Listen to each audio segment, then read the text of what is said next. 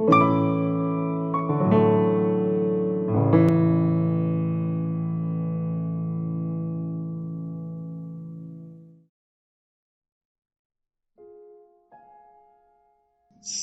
livro das Crônicas, capítulos 10 e 11. Roboão foi a Siquém, porque todo Israel se havia reunido ali para o fazer rei. Jeroboão, filho de Nebate, que ainda estava no Egito, para onde havia fugido da presença do rei Salomão, ouviu isto e voltou do Egito. Mandaram chamá-lo, e ele veio com todo Israel a Roboão para lhe dizer: o seu pai nos impôs um pesado jugo. Alivie a dura servidão de seu pai e o pesado jugo que ele nos impôs, e nós o serviremos. Roboão respondeu: voltem daqui a 3 dias. E o povo se foi. O rei Roboão foi pedir conselho aos anciãos que haviam estado na presença de Salomão, seu pai, quando este ainda vivia, dizendo: como vocês me aconselham a responder a este povo? Eles disseram: se o Senhor for bom com este povo, e lhes agradar, e lhes falar boas palavras, eles se farão servos para sempre. Mas Roboão desprezou o conselho que os anciãos lhe tinham dado, e foi pedir conselho aos jovens que haviam crescido com ele e o serviam. Ele perguntou: o que vocês me aconselham? O que devo responder a este povo que me pediu para aliviar o jugo que meu pai lhes impôs? E os jovens que haviam crescido com ele responderam: diga o seguinte ao povo que se queixa do pesado jugo que o seu pai lhes impôs e que pede para que ele seja aliviado.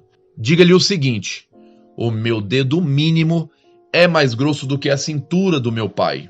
Assim que, se o meu pai lhes impôs um jugo pesado, eu o tornarei ainda mais pesado.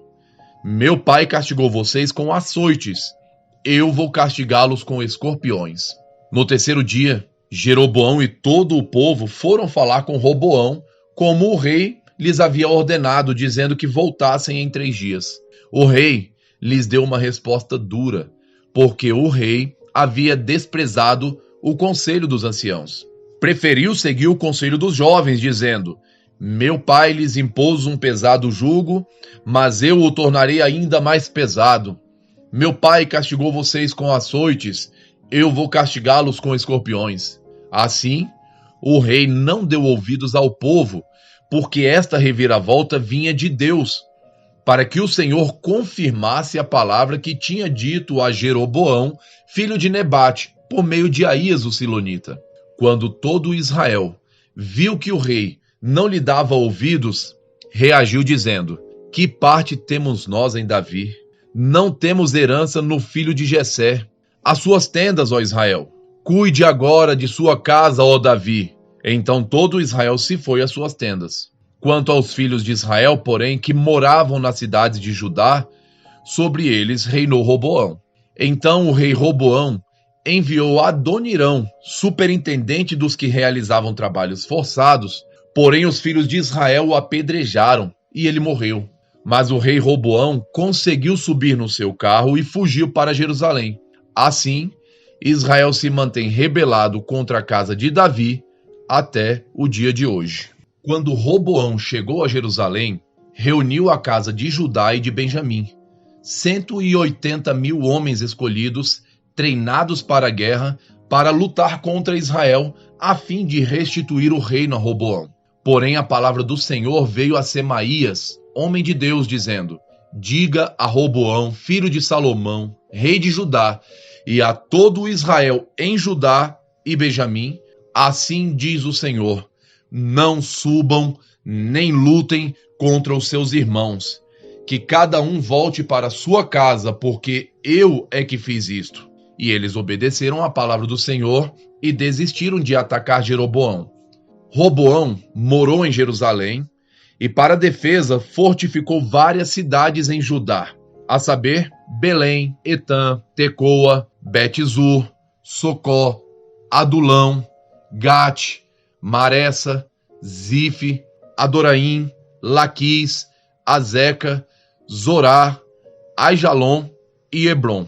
Todas essas cidades fortificadas estão em Judá e em Benjamim. Assim, Roboão as tornou em fortalezas, pôs nelas comandantes e nelas armazenou mantimentos, azeite e vinho. E pôs em cada cidade um arsenal de escudos e lanças, tornando-as muito fortes. Judá e Benjamim ficaram sob o domínio de Roboão. Os sacerdotes e os levitas de todos os lugares de Israel apoiaram Roboão. Os levitas abandonaram os arredores de suas cidades e as suas propriedades e vieram para Judá e para Jerusalém, porque Jeroboão e seus filhos os expulsaram, para que não ministrassem ao Senhor. Jeroboão constituiu os seus próprios sacerdotes para os lugares altos, para os ídolos em formas de bodes e de bezerros que tinha mandado fazer. Além destes, também de todas as tribos de Israel, os que de coração resolveram buscar o Senhor, Deus de Israel, foram a Jerusalém para oferecer sacrifícios ao Senhor, Deus de seus pais. Assim, fortaleceram o reino de Judá e firmaram o poder de Roboão, filho de Salomão, durante 3 anos, porque durante 3 anos andaram no caminho de Davi e de Salomão. Roboão tomou por esposa Maalate, filha de Jerimote, filho de Davi, e filha de Abiail, filha de Eliabe, filho de Jessé. Maalate lhe deu 3 filhos, Jeús, Semarias e Zaão. Depois dela, Roboão casou com Maaca, filha de Absalão, que lhe deu 4 filhos, Abias, Atai, Ziza e Selomite. Roboão amava Maaca, filha de Absalão, mais do que todas as suas outras mulheres e concubinas, porque ele havia tomado 18 mulheres e 60 concubinas, e gerou 28 filhos e 60 filhas. Roboão designou Abias, filho de Maaca, para ser chefe, príncipe entre os seus irmãos, porque queria fazê-lo rei. Procedeu com sabedoria e distribuiu todos os seus filhos por todas as terras de Judá e Benjamim, por todas as cidades fortificadas. Deu-lhes mantimentos em abundância e lhes arranjou muitas mulheres. Salmos 75. Graças te rendemos, ó Deus, graças te rendemos. Invocamos o teu nome e declaramos as tuas maravilhas. Pois disseste, quando chegar o tempo determinado, julgarei com retidão. Ainda que tremam a terra e todos os seus moradores, eu firmarei as suas colunas. Digo aos soberbos que não sejam arrogantes, e aos ímpios que não fiquem de nariz empinado. Não levantem orgulhosamente o seu nariz, nem falem com insolência, porque não é do Oriente, não é do Ocidente, nem do deserto que vem o auxílio. Deus é o juiz. A um ele humilha, a outro ele exalta, porque na mão do Senhor há um cálice cujo vinho espumeja. Cheio de mistura, dele dá a beber. Sorvem-no até a última gota, todos os ímpios da terra. Quanto a mim, exultarei para sempre. Cantarei louvores ao Deus de Jacó. Ele diz, abaterei as forças dos ímpios, mas a força dos justos será exaltada. João, capítulo 11, dos versos 1 a 27. Um homem chamado Lázaro estava doente. Ele era de Betânia, da aldeia de Maria e de sua irmã Marta. Esta Maria, cujo irmão Lázaro estava doente, era a mesma que ungiu o Senhor com perfume e lhe enxugou os pés com seus cabelos. Por isso as irmãs de Lázaro mandaram dizer a Jesus, aquele que o Senhor ama está doente. Ao receber a notícia, Jesus disse, essa doença não é para a morte, mas para a glória de Deus, a fim de que o Filho de Deus seja glorificado por meio dela. Ora, Jesus amava Marta e a irmã dela, e também Lázaro.